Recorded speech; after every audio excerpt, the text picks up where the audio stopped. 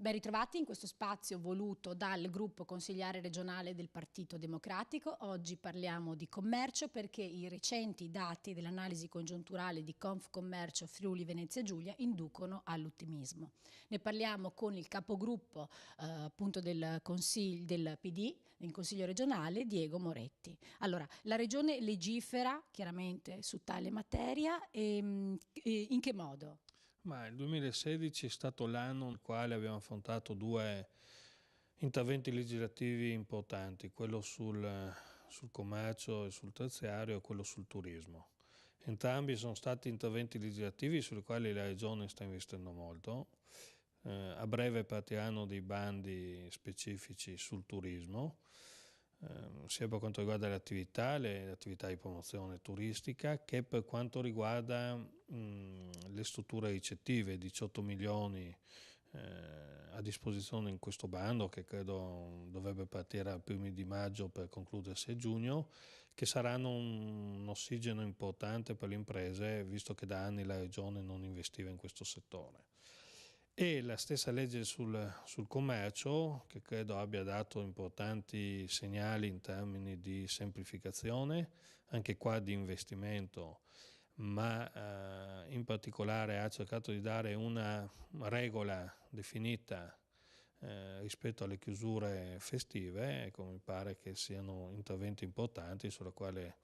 l'amministrazione regionale e il Consiglio regionale soprattutto ha lavorato bene. Quindi ci sono due tipi di interventi che coinvolgono i commercianti e interventi che invece hanno, diciamo, una finalità su chi accede alle attività commerciali, quindi gli utenti finali. Per quanto riguarda il primo tipo di intervento, cioè quello che riguarda i commercianti, quali sono questi interventi? Ma gli interventi che riguardano attività commerciali, quindi coloro che hanno un'attività imprenditoriale, riguardano in particolare alcune regole che vengono semplificate, che riguarda il trasferimento dell'attività,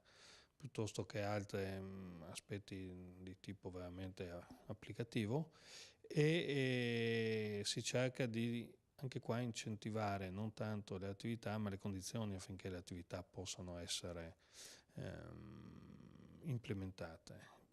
e promosse. In questo senso i centri commerciali naturali possono rappresentare, proprio perché vogliamo rivitalizzare il tessuto urbano dei nostri comuni, che sono comuni che ci vengono invidiati per la loro bellezza e per la loro ricchezza in termini culturali e storici anche in altre parti della regione. Abbiamo voluto incentivare questo tipo di intervento. Per quanto riguarda il consumatore e i lavoratori del commercio, che non dobbiamo mai dimenticare anche questa componente fondamentale, abbiamo voluto dare anche qua, come dicevo prima, una regola rispetto alle chiusure festive, dando un quadro certo,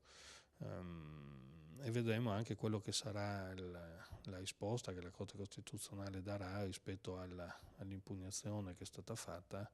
su questa norma in particolare dai grandi centri commerciali. E mi pare però che le prime festività, quelle di Pasqua, Pasquetta e il 25 aprile, hanno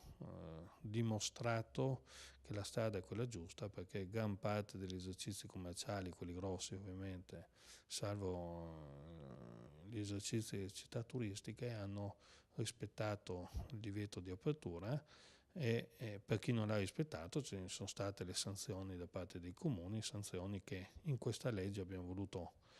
aumentare proprio per dare un segnale di necessario rispetto della legge.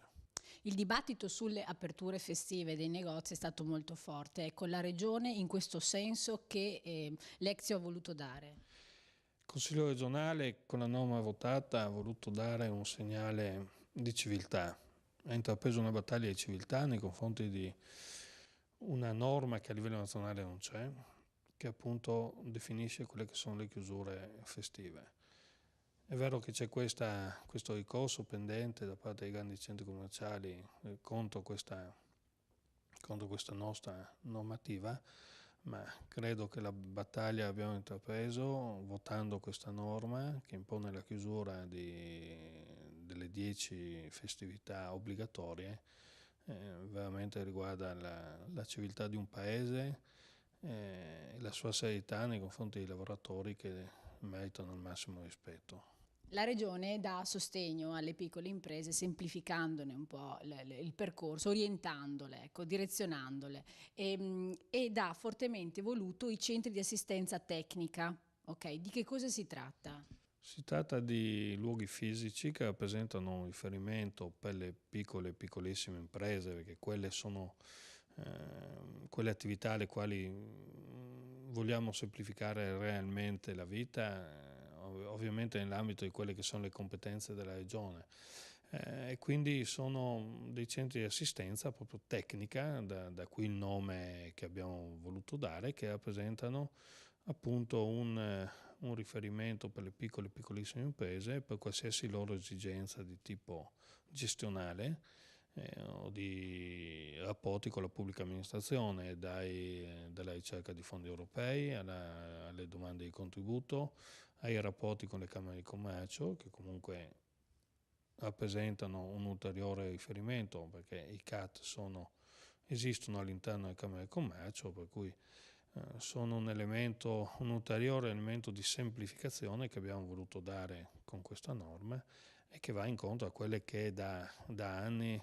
le imprese stesse, l'organizzazione di rappresentanza chiedevano come elementi di novità sulla quale poter lavorare e semplificare la vita alle imprese. Siamo partiti dai dati positivi di Confcommercio, abbiamo preso quello che la Regione ha fatto a tal proposito, quindi la correlazione pare evidente. Sicuramente c'è una parte di merito, definiamolo così,